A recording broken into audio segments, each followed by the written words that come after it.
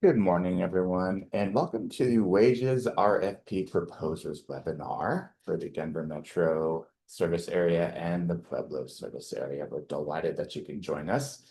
My name is Rich Marquez. I am the outgoing Justice Services Program Director here at the Latino Coalition for Community Leadership, and I'm joined by Ginger Alferos, who's our incoming Justice Services Program Director here at the LCCL.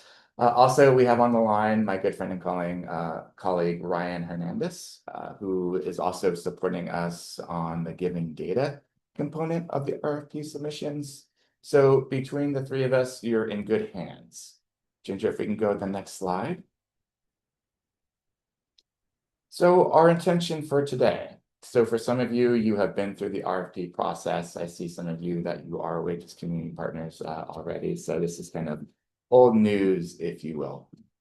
For some of you, this is going to be new news in the sense that this might be your first time considering or responding to a WAGEES RFP, again, either for the Denver Metro or the Pueblo service area. So today, you're going to learn a little bit about the Latino Coalition for Community Leadership and the WAGEES program. In essence, how did the LCCL get into reentry in the first place? We are a mighty organization with a unique name, so I do want to touch on that briefly.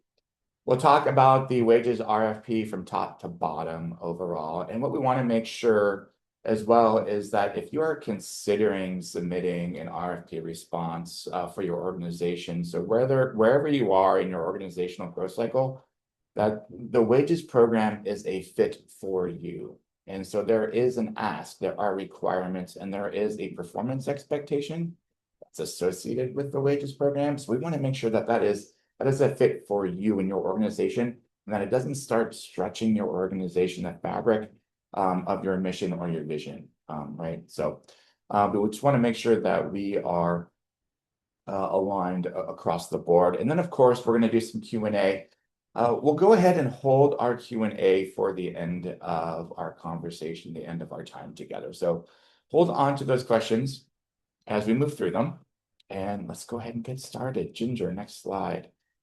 So the LCCL, as I had mentioned, we are a mighty organization with a really unique purpose and reason for existing. So our mission, and we'll break these down, is to find, form, fund, and feature community and faith-based nonprofits, meeting the needs of individuals and families in marginalized communities. And so within that mission, we exist to advance resource equity and community well-being across the board.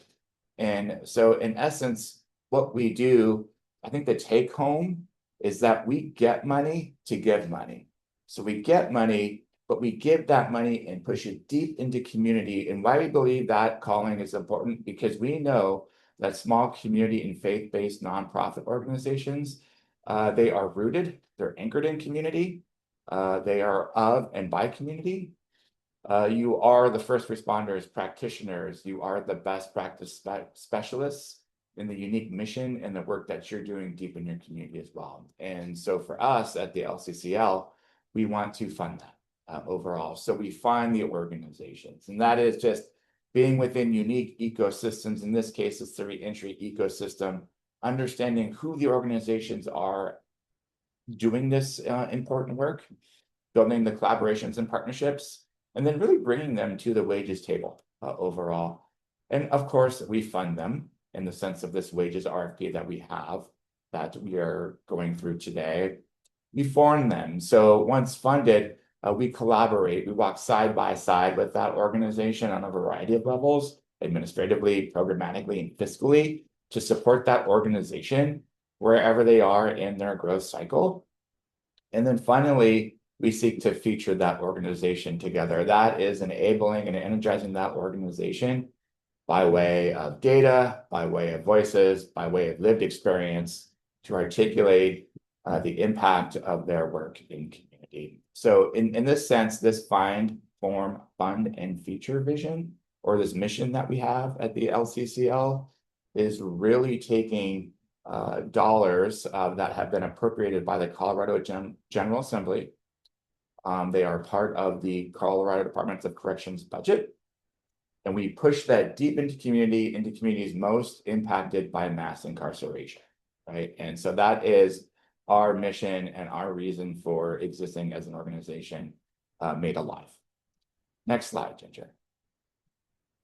Before you, you will see the WAGEES ecosystem as it is currently exists. And by way of currently exists, that is, these are the organizations that are currently funded.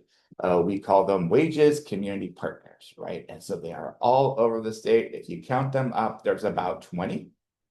We have room for 2 more, as you will see, one in the Denver Metro and the other in Pueblo. You can see that there's a big, there's no, box there. There's no arrow saying, hey, Pueblo, here's our shingle, our Reentry shingle, right? That's missing. So of course, that is where we will be adding to our ecosystem overall. Next slide, Ginger. So the WAGEES program, we just didn't, come into this haphazardly, like, yeah, we know we need to do something about reentry in Colorado. So what are we going to do? We're the LCCL and we parachute in. No, this has actually been a strategic, deliberative and collaborative project that really dates back to the 2014 legislative session. There were some really critical legislative pieces that were passed and signed into law by the governor. And through the combination of these legislative bills that you see here, it established the WAGEES program as we know it.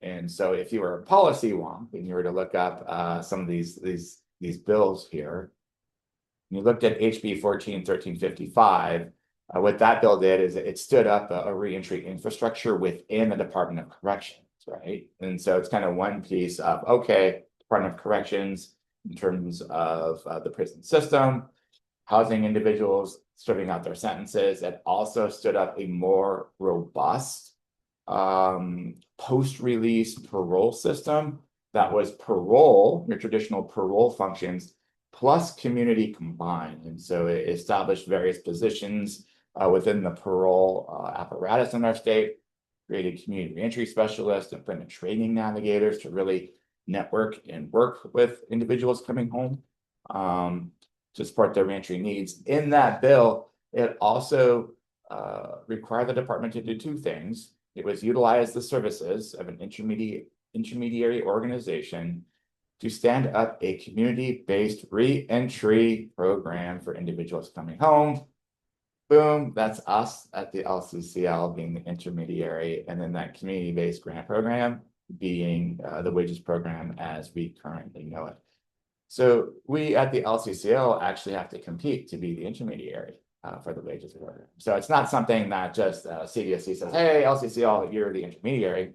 No, we have to come in, prove our worth, present a program model, as you'll see, that is highly impactful and meaningful, that is collaborative, that is best practice facing as well. And so we believe that we have a winning model that is really community-based, community-forward facing, that is highly meaningful for individuals that are coming home from incarceration, as we'll see. 3 big pieces here, and Ginger, if we go back 1 slide there, just 3 kind of take-homes that we want to leave you with overall is that WAGEES is a voluntary program. There's nothing for the person coming home that says you have to enroll and you have to be successful in WAGEES. It's their agency, it's their determination to want to participate in the WAGEES program. And so individuals come into the WAGEES program either on a pre-release basis before they come home, or on a post-release basis while they're on parole. And so they are notified that, hey, WAGEES is available to you. It's something that you connect with and participate with. And so we think that is a very unique aspect of our program. We do believe in the power, and you'll see this in the RFP, of lived experience, and it's something that we look for in the individuals that are coming to the table to become WAGEES community partners overall. Our charge overall is, if you look at the legislation, is to reduce recidivism and increase community safety. But as you know, as practitioners in the community, there's more to that overall, that individuals have wraparound needs, they have a recovery need, they have connections to care needs, family reunification, gang disengagement. So although WAGEES program is, as you will see, an employment and education-based reentry program at its core, community partners are coming to the table with these unique collaborations and wraparound services that really make that individual's reentry journey complete. Next slide, Ginger. We exist on a better together approach. So if you kind of think of reentry as a three-legged stool and the person coming home and their success and their healing kind of being the top, the seat, right? The foundation of everything. What it takes for WAGES to work is our WAGES community partner coming together and offering those community forward-facing reentry services and the scope of services that are required of the WAGES program. So that's one leg of the stool. Importantly, it's CDOC. This doesn't happen without the support, collaboration, and partnership of the Colorado Department of Corrections. So if you're kind of thinking of us like, how does that work? As I had mentioned, it is funds from the our general fund in the state of Colorado that moves to the Department of Corrections, the Division of Adult Parole. Then some of that comes through the WAGES program. But because of that funding partnership, community partners and the LCCL, we are collaborating with CDOC teams at the highest levels to the parole level, to the pre-release levels at all times. Why is that important? It's because all of us, CDOC, community partners, and the LCCL understand that the success of the person coming home, meeting their reentry goals is based on this collaborative partnership, and CDOC is important to that as well. And then that third leg of the stool is us at the LCCL, supporting community partners with the capacity building, the technical assistance, the fiscal support, and the administrative support. And I believe we have some data for you to share in terms of how this collaborative approach has been meaningful since 2014 and why we're so optimistic about our future in this better together approach. We do quite well as an ecosystem in terms of employment placements. We also do quite well, and Ginger, if we could go back one slide, there's one piece I really want to pull out we should all be proud of, especially if you're not a WAGES partner and you're still doing this work. We're all doing this together. We don't work in kind of isolation. Is that individuals engaged in WAGES, if they're engaging in the program, that likelihood of recidivating really drops, 3.7%, right? To returning to prison while they're enrolled on a new charge. And so we're particularly proud of it. And that really speaks to that calling of WAGES exists to reduce recidivism, yes, and increase community safety. And we can do that for supporting individuals with their unique reentry goals and offering employment and educational opportunities. Next slide. So if you are awarded, your RFP is awarded, there's some things you need to know just in terms of who would you be serving as a WAGES community partner. So individuals that are referred into the WAGES program are assessed as medium to high risk for recidivism by CDOC. So that is an assessment that CDOC completes. Individuals that come into the program, not only are they kind of assessed for that risk, those risk levels, they could be in some iteration of having discharged or killed their number for parole as well. So we want to make sure that WAGES is accessible to those on supervision, on parole, and those that are finishing and completing, right? Because their reentry needs are also important to us. What's really important here to note is that the expectation for individuals coming into the WAGES program is that they are actively pursuing an educational or employment goal while they're in the program. Now, that is not to say we know that individuals coming into WAGES, they may not be there yet, right? That they have unique needs. Maybe it's peer reunification, family reunification, there's a recovery situation. We know that's important. And so we do want to emphasize that it's kind of it's a two-pronged approach for WAGES community partners, that you're looking at those important wraparound services, but you're also keying in on those education and employment goals. And we'll come back to that component, the educational employment goals, as why that's important when we're looking at overall program performance and participation overall. Next slide.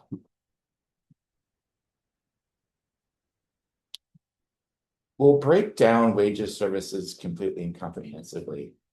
for you, but this slide really gives you a sense of the nuts and bolts of the kind of the daily life of a WAGEES community partner in terms of the conversations, the services that community partners are delivering overall. And it's really tailored and it's unique to the participant overall. The WAGEES program model thrives and is built on what we call a supportive alliance, right? So that is the person coming home. It's them having agency and ownership over their reentry journey and the goals that they set for themselves, understanding that, yes, it does have to be education and employment, which you can see here is those continuous important components of reentry work that the participant is going to need access to, from transportation assistance to gang disengagement services, cognitive behavioral health referrals, case management. As you'll see, that is going to be a required component. We'll break down kind of what's required here in a few slides. A take home here, and something you'll want to just kind of asterisk if you're taking notes, is that you will see us refer to WAGEES community partners having services directly that you have to have them in-house, like you have to have case management in-house, versus those services, those components, those requirements that you can either have in-house or you're going to want some sort of partnership or community collaboration as a referral source overall. But this slide gives you that scope of what the daily life and pulse of a WAGEES community partner is as folks come into and are referred to the program itself. Next slide.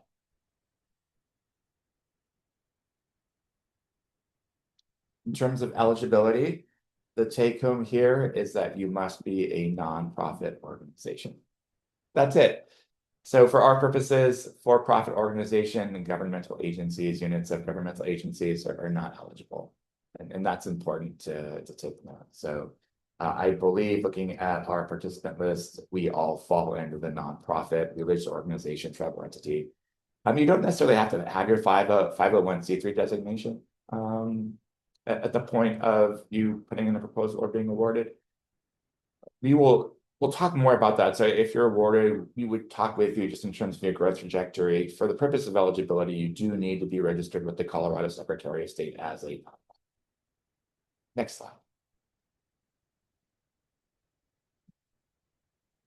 Funding levels for this RFP. So as I referenced, there are two. We have one currently available for the Denver Metro. That funding award is up to $200,000. For Pueblo, if you're submitting RFP response for Pueblo, it is up to $150,000.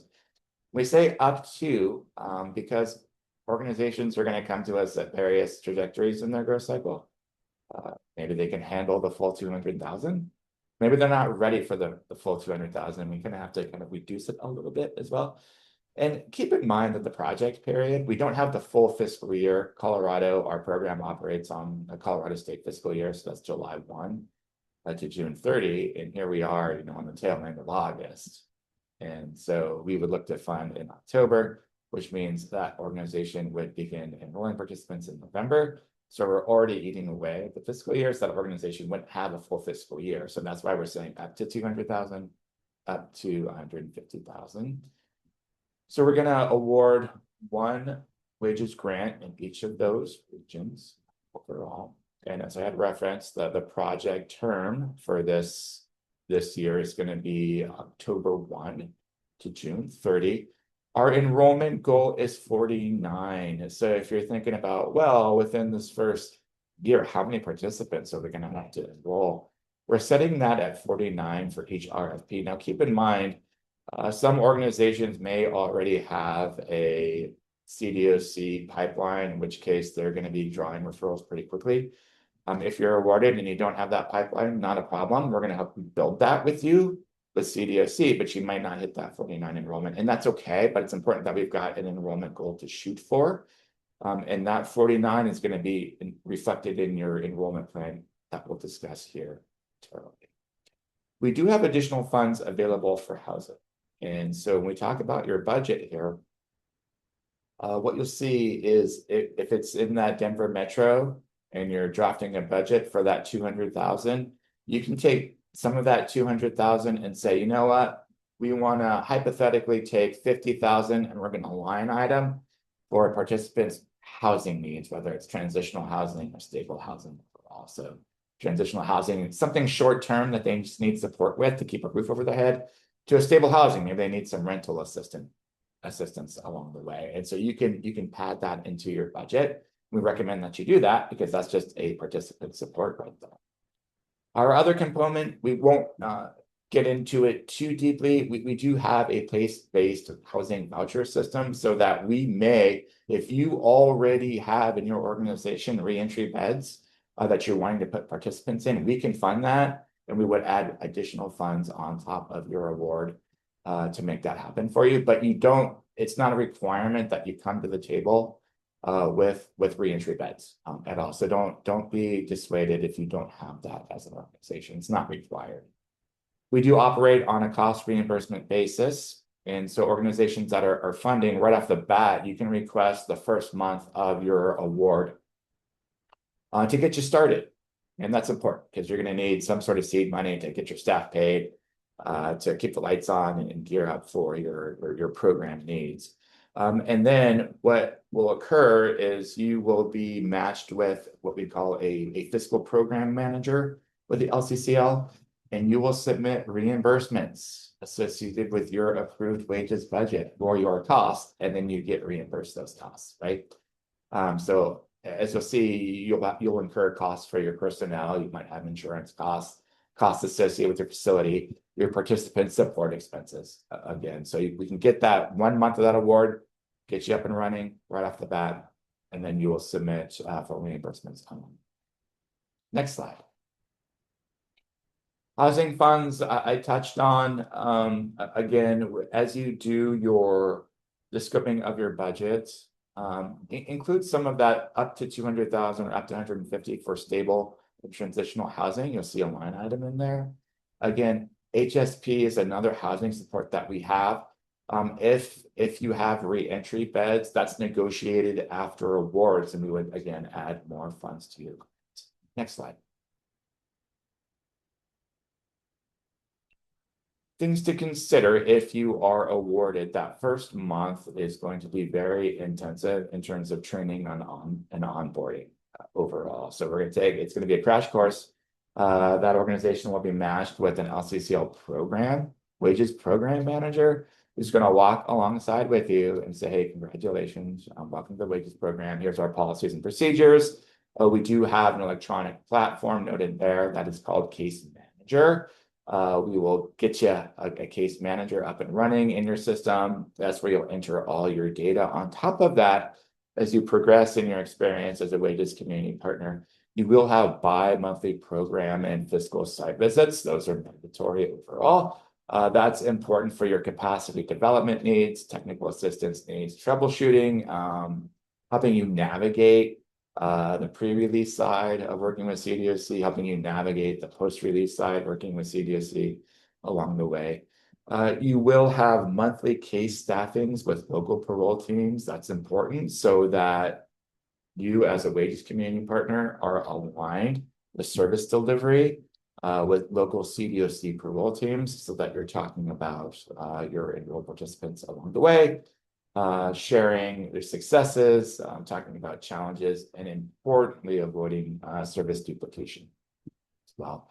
There's monthly and quarterly reporting requirements to the LCCL. The wages community partner that is awarded will also have access to CDOC's electronic platform. It's called EOMIS. It was previously called CWISE, and why that is important, it allows a community partner in real time to enter a note about their participant. Again, that is for real-time data exchange to local parole teams to say, hey, in the case of Rich Marquez, if I'm a participant, Rich is doing great. He came in, hey, he got an apartment, we placed him in a job. Or you know what, Rich is struggling. I haven't seen him. Have you seen him? He hasn't showed up for 2 care management appointments. And so that EOMIS is pretty important and not so important. Next slide. So back to our education and employment focus for the WAGES program. And so I want to think of the WAGES commitment and the requirement being transformational, and it's also a bit transactional. So transformational in a sense that our participants at all times, that's where our eyes and hearts and our energy is, supporting them, their healing, their reentry needs. What do you need along the way?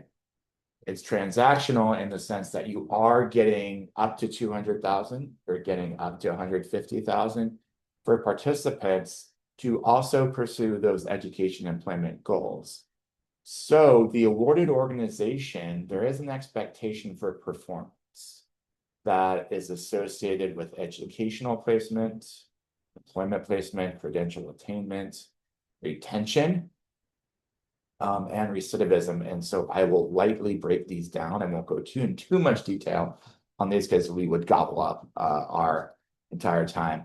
But what we will set for every organization is an enrollment goal. And the enrollment goal is based on what we believe is a cost per participant that the LCCL sets and your overall grant award. So in this case, it's 49, as I previously mentioned. That's our goal. We may not get there in the first year because we're starting on an abbreviated fiscal year, but in subsequent years, we would set that enrollment goal and say, you are at 100% enrollment if you meet that enrollment goal that is set. And that is why CDOC relationships and collaborations are incredibly important for organizations that are coming into the WAGES program.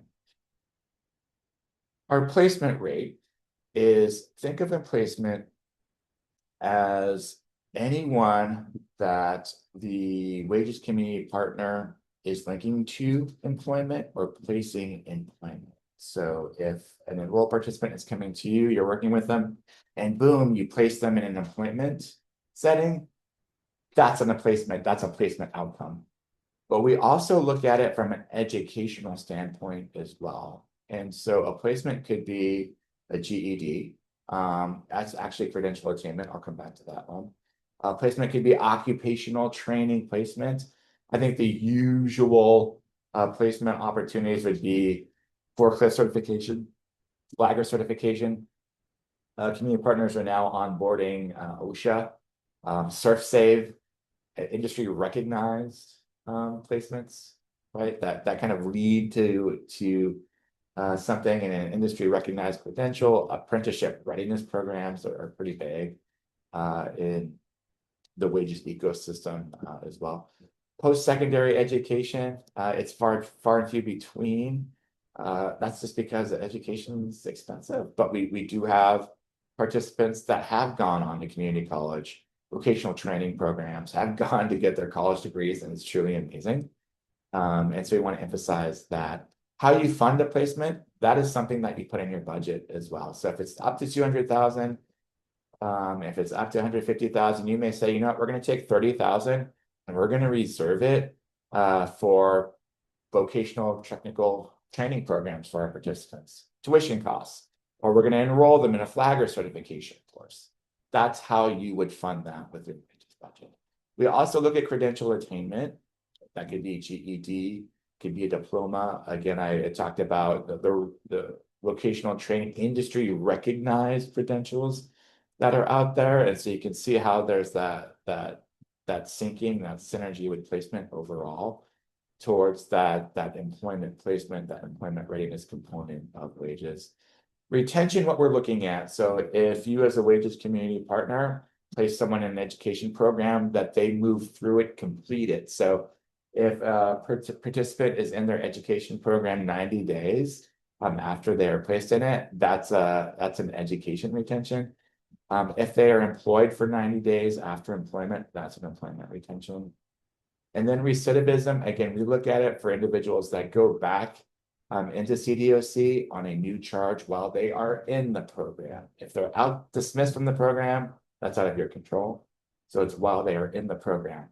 Now that 60%, think of it that not, you're going to get 100% enrollment, but not everybody's going to be at a point of placement, credential attainment, or retention.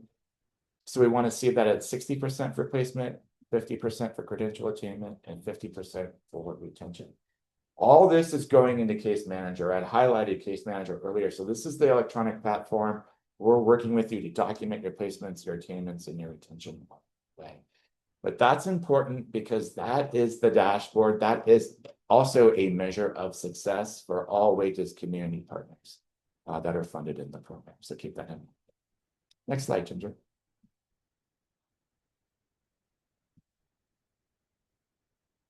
Important RFP documents. One that you'll submit with your RFP response is your budget and budget narrative. And I think if we click again, we've got a little snapshot, Ginger, of some of these documents. Okay, I'm not going to show you the full-fledged budget. If you want a conversation about your budget, Ginger and I are happy to meet with you. Part of that RFP process, you'll see we have Get Ready events, and that would be a great opportunity for you to meet with Ginger and I just to talk about your budget. But what we want to break down for your budget are things to keep in mind. One is there's a cost allocation component. So you can kind of take a look at your overall program. That WAGES is just one kind of source of funding or potential source of funding for our organization. And so you can break down your budget in terms of how much WAGES is costing you, either kind of by your staff or by your programs. And you can even break it down by your square footage as well. So that tab exists. But the main tab that you'll see is it's your line item projection of how you want to spend the up to 200,000 or up to 150,000. You will see line items for your payroll. You'll want to, break out your costs up to 200,000 for your payroll. You'll see line items for your facility, for your indirects. You might have a NICRA rate that you've negotiated. You can put that in there. You've got your administrative costs on that line item. Don't forget, when you submit your budget or you're planning that budget, since you're not a WAGES community partner, that up to 200,000 or up to 150,000, that's your roadmap, right? You'll see at the end of the budget form, it'll say grand total. You want to land that at up to 200,000 max or up to 150,000 max. You don't want to go over that. But tell us kind of like, this is how we envision with this grant award, making WAGES work in year one for us. Don't forget to really outline your program expenses and your participant expenses in that budget form. Those program expenses are really important because in there, you're going to have curriculum needs, you're going to have outreach needs, supply needs for your WAGES program. Importantly, on that budget where you see a participant, you'll see supportive services, you'll see incentives, you might even see housing on there. Those supportive services are essential. That would be like work boots. I have an individual that needs training support, tuition costs. We're going to lop off some funds for that. Supportive services could be, they need clothes as well. We need to get, there's going to be transportation. You see that there. We've got transportation costs for them overall. So don't leave your supportive services line item blank. Again, if we're saying that our participants are forward facing for us, we want to see in that proposed budget what you have in mind in terms of supportive services for them. Likewise, incentives. This is a great aspect of our program in terms of the incentives that you can use to celebrate achievements that they make. So under the incentive line items, you might budget hypothetically, you don't have to, but I'm just going to say $5,000. If they complete an intake and they attend their first care management session with us, we're going to give them a gift card. If they meet a goal on their ISP, we're going to give them a gift card. We're going to celebrate them in a unique way as well. So when you look at your budget, look at that overall goal and really key in on your program and participant expenses in addition to your payroll, your personnel, your insurance costs along the way. We know that's it. Next slide. You'll see a required document in your RFP response is your enrollment plan. Now think of that as a guesstimate. So we're saying 49 participants and you can break it down by month. This is your best guess. It's a conversation starter for us overall. We want to see like on a monthly basis, where do you think you would land in terms of participant enrollments overall? So you'll just add those up by month. And just give us a sense of kind of how you think you can make it this fiscal year overall. There's no right answer. There's no trapdoor question on an enrollment plan. And same with your budget. It was just really allowing us to get a sense of you as an organization, where you want to go with the wages funding and how that complements your enrollment overall. We also have your application and reference guide. The documents that we have available for you are the complete RFP. There's also a reference guide in there that breaks down the scoring criteria for you. We operate in full transparency. So if you've ever done a federal grant, back in the day, they would say, hey, this question is worth 10 points, this question is worth 20, this question is worth 30 points. We break that down for you along the way so that you have a guide to help you articulate and draft your RFP response as well. We believe that's very important.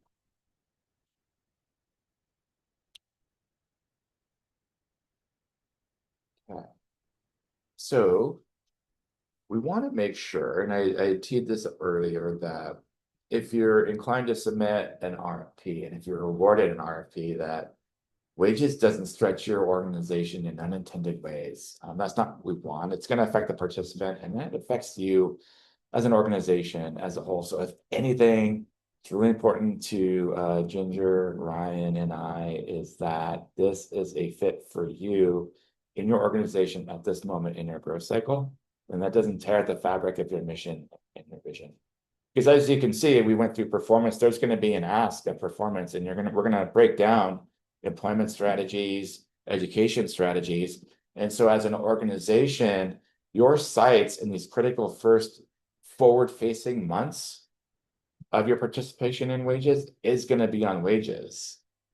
So it's going to be important that you can commit that attention and care to really standing up WAGEES, first and foremost, in addition to other programs that your organization might be running, because there is going to be a pretty hefty ask initially of the WAGEES program to get you up and running. And then as you get that experience of operating WAGEES alongside with your other programming, it becomes more manageable for you overall. Next slide, Ginger.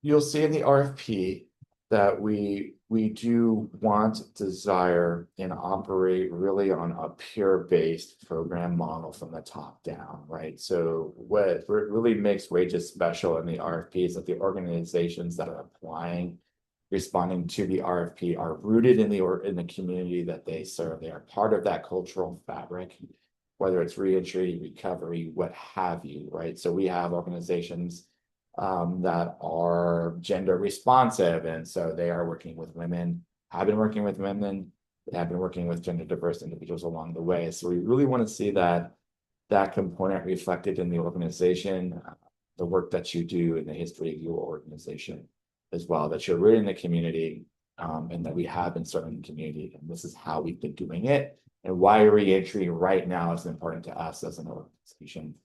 That said, we do look for, although it's not required, but we do desire organizational leadership, your team, your staff, having that lived experience, whether it's being justice impacted, having that lived experience of incarceration or recovery. That's huge, right? It's part of that supportive alliance. It's a nod to your ability to be a mentor, and a peer throughout the work that you're doing in the WAGEES program. And what that really does is it just really tees the organization up as possessing that deep understanding of the community's shared experience overall. Next slide, Ginger. So with this, I had touched on the performance measures requirements. And so we're going to break these down into the strategies, the work that you'll be doing, those you'll want to have in-house versus those you need to have ready and developed or be able to resource out in the community as well. So what you'll be working extensively with participants on is employment goals, readiness, development. We talked about placement. So that is knowing or developing, understanding your fair chance employer network in your community. If you don't have one, you don't need to have one. We'll work with you on that, but you're going to be working on that critical job placement. Participants may need support developing a resume. You might be able to do that in-house, but you'll want to be able, if you don't, you're going to want to be able to network with your community to offer that support to your participants right away. Again, you can see the thread back to your budget in terms of programs, expenses, and participant supports as well. Other strategies, you don't have to have them, but that go a long way is the financial literacy, leadership development for those participants that really wanted to develop and anchor their leadership capacity along the way.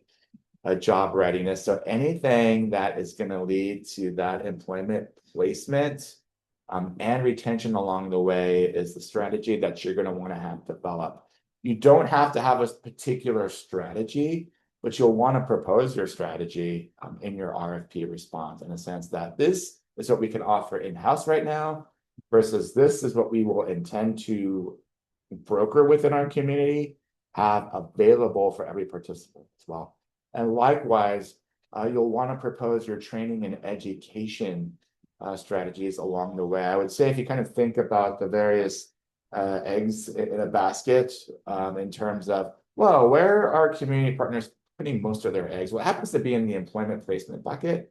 Community partners are really adept at developing fair chance employer networks and vocational training placements along the way. That's where we tend to see a lot of the activity going in terms of the employment training and education strategies. But I would say don't discount the value of a GED or high school equivalency prep, right? So if you as an organization don't have one, guess what? That's an easy placement if you were to offer that or make that available for participants. Not all participants will want that. So like I said, it's your participant is going to have agency over their reentry goals, but the more strategies that you're able to either have in-house or refer out, the better supported your participant is going to be overall. We really do appreciate those WAGEES community partners that have the linkages to the industry recognized credentials. They go a long way. There is a lot of energy in apprenticeship readiness programs, OSHA certifications, all these kind of, I wouldn't say they're like low-hanging fruit, but they are in the sense that they're out there just waiting to be grasped by a community partner, and they're high impact because you can get a certification for a participant pretty quickly if you budgeted for it and if you've got the infrastructure within your organization or out in the community. So the infrastructure within your organization is that with our WAGEES budget, we've budgeted to purchase 3 or 4 computers. Our participants can work on a resume. We have a resume building program or a software, and guess what? They can work on a certification in-house within our kind of our four walls under our roof as a WAGEES community partner. So again, there's not one prescriptive strategy that you have to have. The more you have, the more linkage you have, the more robust your reentry program is going to be as you come into the WAGEES program. Next slide. What is required in-house, however, is your intensive case management. You've heard me say care management, so we refer to case management as care management in the WAGEES program. So you do need to have that in-house, up and ready to go. You could conceivably contract out for your care management. That is a little difficult, problematic from a budget standpoint, because if you contract out for your care management, we as the LCCL will have to guide you in a solicitation process to contract for that case manager. So it's kind of a time drain for a community partner. And then we have to make sure that we are following state procurement rules. So you are well suited to offer intensive care management as you come into the program.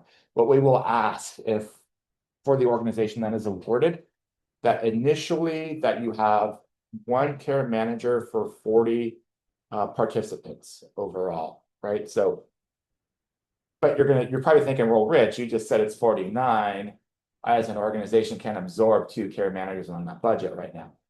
Again, think of that 49 as our destination. We may not get to that 49.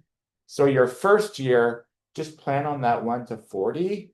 knowing that we're probably going to have to ramp up your personnel line the subsequent year as your enrollment rate goes up, right? And so we'll scale your budget, will scale your personnel as you grow in your experience. So right now, as you come into the WAGEES program, plan on that 1 to 40.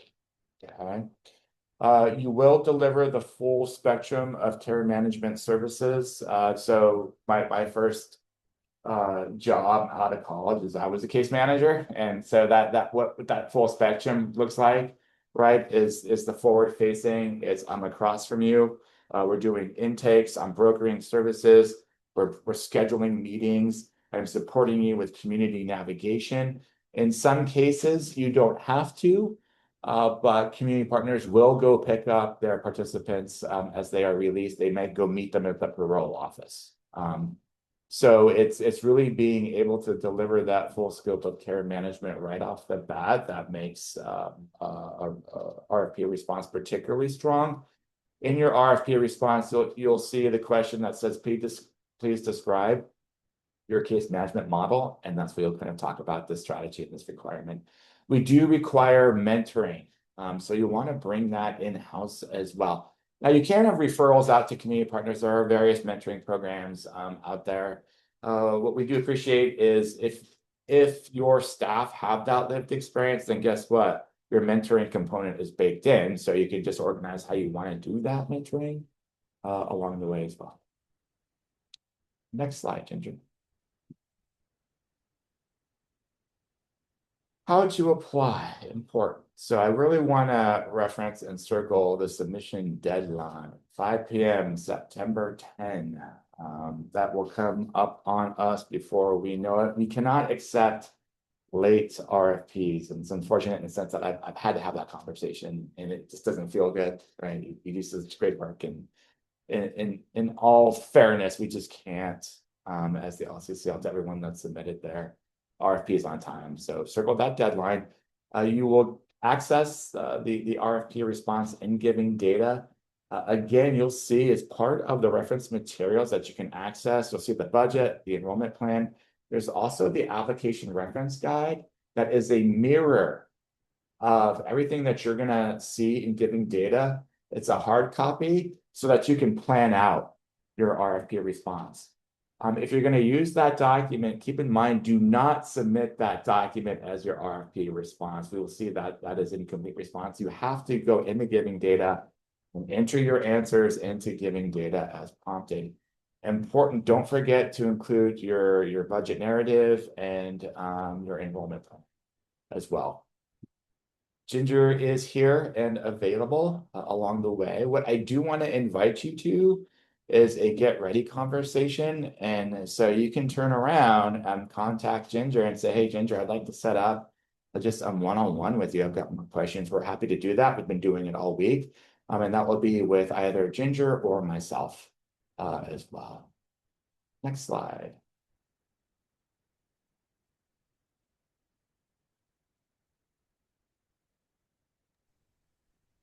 I think that's it. I think we're ready for questions.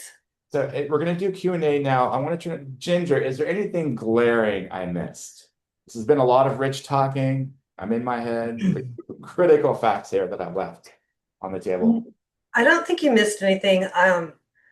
I wanted to confirm with Ryan that applicants can take that guidance, they can write their answers, and then can they just copy and paste into giving data?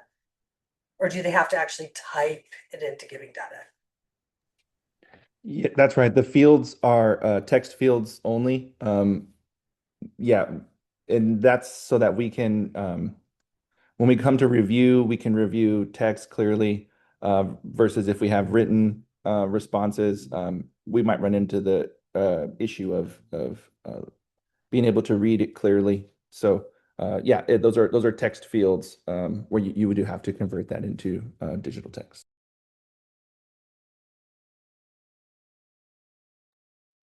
So with that, keep us on speed dial. Ginger and I are kind of hot wired to Ryan. We're a team at this point, so things are going to come up. We can help you troubleshoot. With that, let's open it up to you all for questions. Ginger, if you can I have you monitor the chat? And at this point, we will take your questions.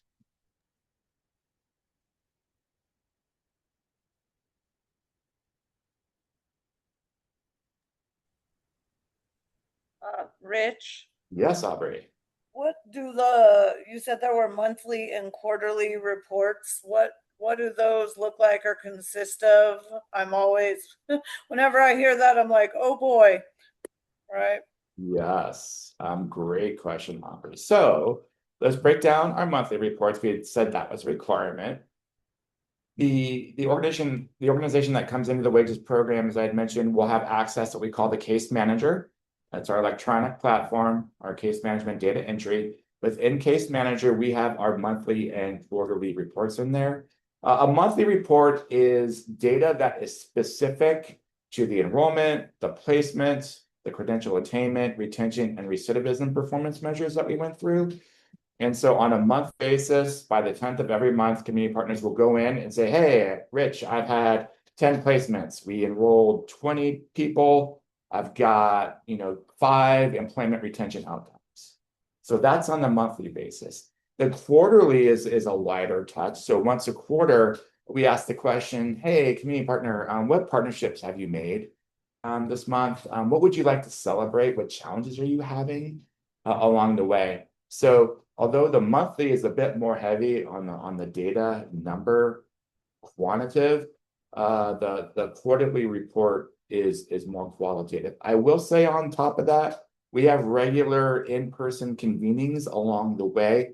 We will typically meet 2 to 3 times, either in person or virtually as an entire ecosystem as well. So in your budget, I would plan for staff travel to somewhere along the Front Range to join us all for an in-person convening as well.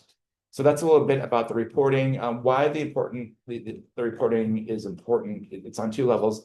One is it's a conversation between the LCCL and you as a community partner, like, hey, this is what performance is looking like. This is what's coming up for us, LCCL. This is the successes we're having. Here's the pain points. Can you help us out? Right. And that's the better together approach. The quarterly is important because it's the broader overview of what's moving in your wages program. We package that up. Ginger and I package that up, and we also reflect that back out to CDOC. And in some cases, we have to reflect that back out to the General Assembly to showcase all the work we're doing. So the success that we led off this conversation with in terms of the numbers, all that data is feeding that to say, yes, state of Colorado, yes, CDOC, what we do is immensely meaningful, impactful, and we need to keep funding it. And so that's why those reports are important. Okay, we have 3 questions in the chat. The first one is, can we go after both cities? Yes, you can go after both cities. There's no no stipulation saying that you cannot. Second question, does the client have to come from the partnered site, or could the client be a month released and needing services? Great question. So let's talk about just the wages referral and how that works overall. And then Ginger, jump in case I've kind of like skirted this overall.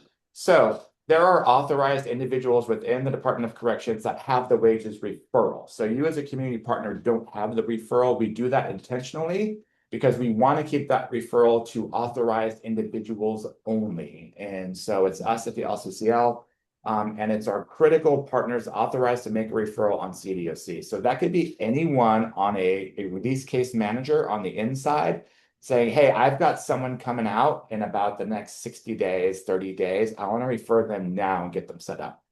Great. They're not out, but we know they're getting out. So that's kind of one referral pipeline with the community partner. Then the other referral pipeline is on the post-release side. So I've got someone under active supervision as a parole officer that says, yes, sign me up for the wages program. I'm going to submit a referral. You also have community reentry specialists that can submit a referral for anyone on parole to a wages community partner.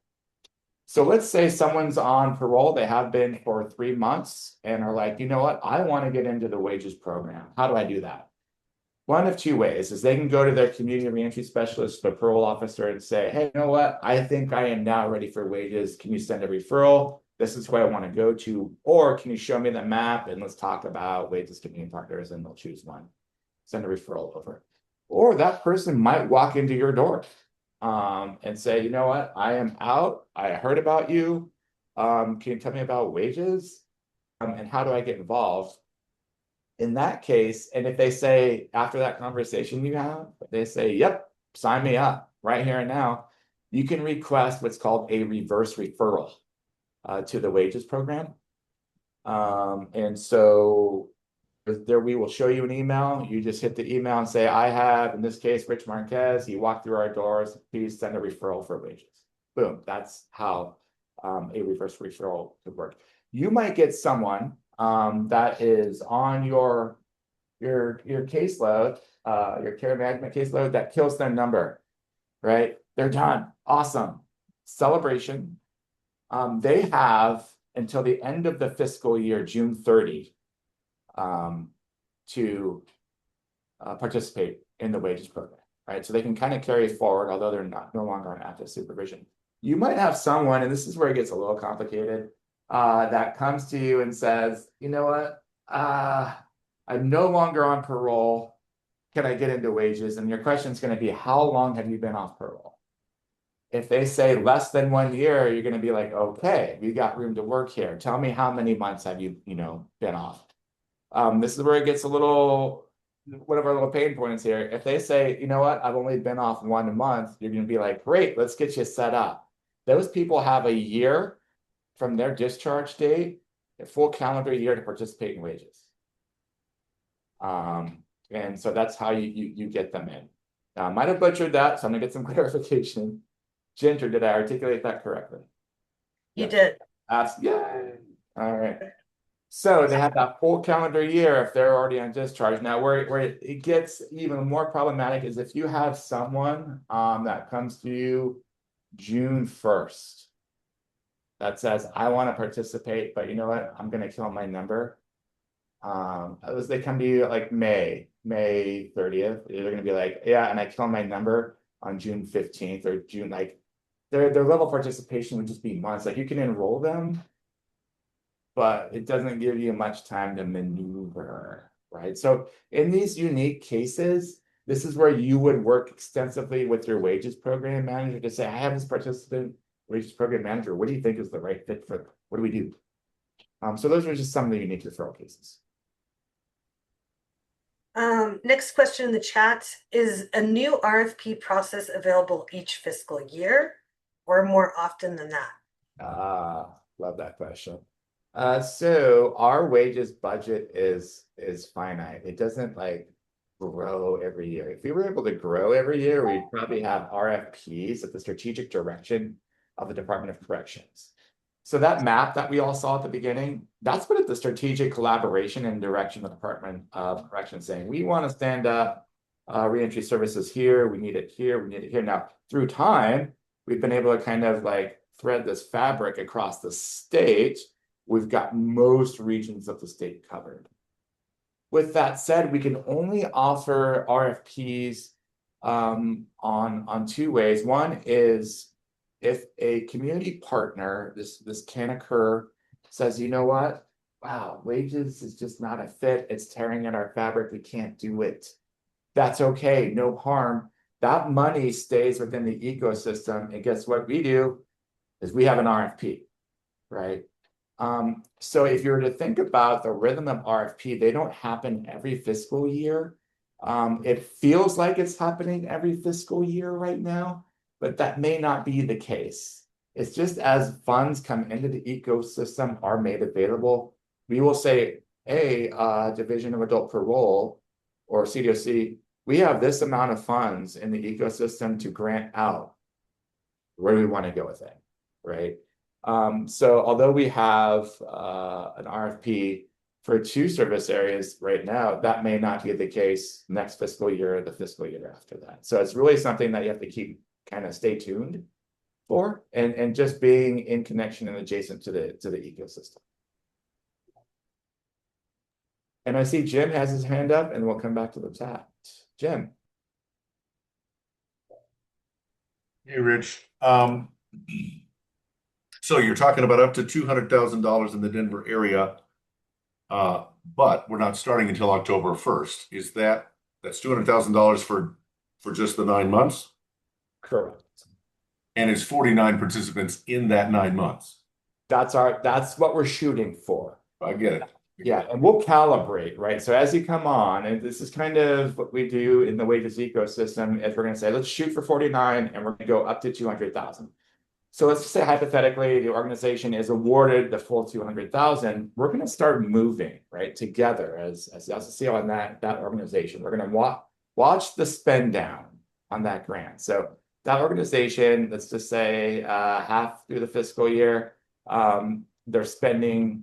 And then you know what? They're not spending, like they're not getting the referrals coming in, right? And you budget it and you've got money that you know you're not going to spend. No harm, and it's not a negative or a black eye on the organization. What we will do is we will work together, we will right size that budget and say, okay, we're going to make sure that you leave no money on the table. You won't be penalized for not meeting the 49. This is your first year and you didn't have the full year. We're going to take that money, we're going to hold it, and it just goes right back out to the ecosystem. It doesn't go to my paycheck, Ginger's paycheck, or Ryan. That goes right back out to WAGEES community partners. So it's kind of a win-win when that occurs.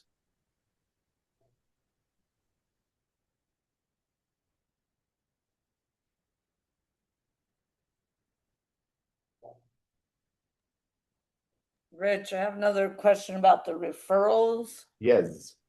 How are the referrals made? Are they made to a specific WAGEES partner, or it's just a general referral for any WAGEES provider to pick up?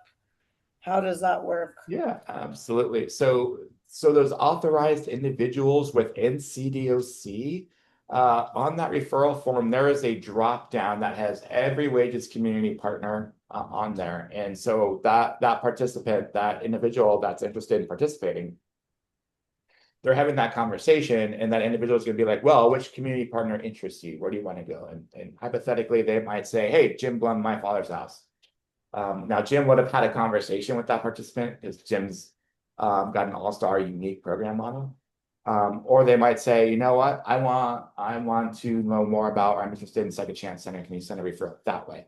So that kind of relaying out to the community partners is done by the influencers there, or the parole office in which that individual is enrolled, right? So we're opening up the RFP in Pueblo. That parole office in Pueblo, obviously they're not going to select a WAGEES community partner up in Denver. They're going to be referring out to that Pueblo overall.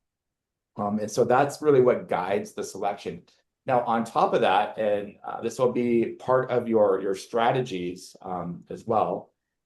You don't have to do this initially. Some of you already have this baked into your program model, but you're doing in-reaches already. So you're going behind the walls and doing presentation and in-reaches that says, hey, our organization is here. We're a WAGEES community partner. Have a conversation with your release case manager about our WAGEES program. And then that release case manager would refer, they have that same drop-down menu, and they would refer. That person would be like, hey, I heard from the Lifeline staff, Colorado, I heard from Servicios. I think I want to go to, let's say, Servicios, send a referral to them. And so that's how it works.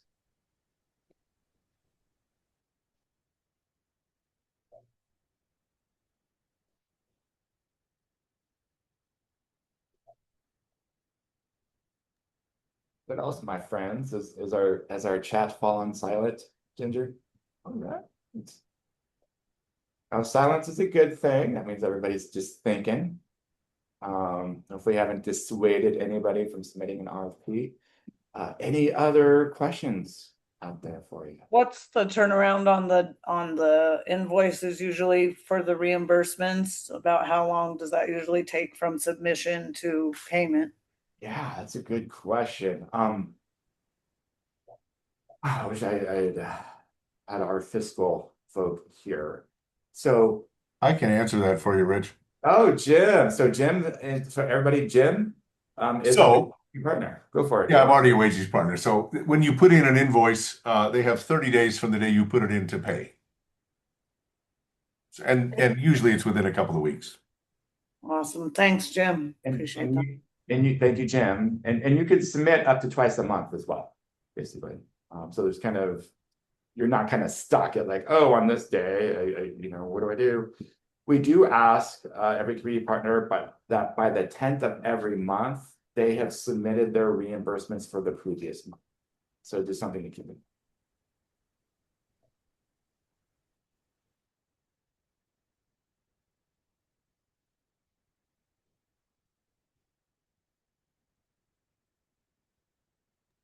But with that, everybody, I'm going to go ahead and bring our